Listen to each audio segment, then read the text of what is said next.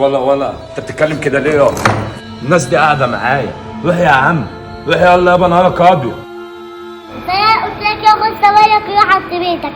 ده بيت لو انت مش بتفهم في الاصول. ولا ايه اللي انت بتقوله ده يا؟ نرد على كبيرك وبعد كده همد ايدي عليك، يا اما خلي عيل صغير من سنك هو اللي كسرك وانا قاعد.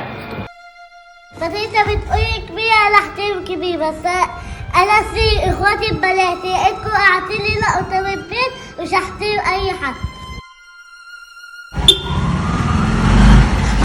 حبيب قلبي خلاص هنا يا باشا، حبيب قلبي خد يا عم. حبيب قلبي يا عم، ربنا يخليك حبيب قلبي، حبيب قلبي خد.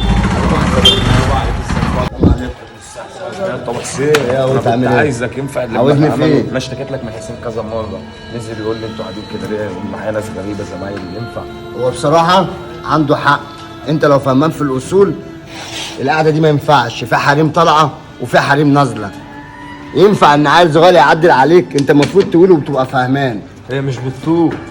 لا بس هي بالاصول. بس هو غير دي دخلت بيت، في ناس طالعة وفي ناس نازلة هو وفي حريم وما ينفعش يا قوطة. يا عم حقك عليا، بس انا بفهمك في الاصول. انت تاخد بعضك وتاخد زمايلك، ويا عم روح اقعد على القهوة وانا هحاسب لك على القهوة، عشان احنا مش عاوزين مشاكل. اخويا ابو حسين لا يابا. وبعدين انت مني يعني. عداك يابا.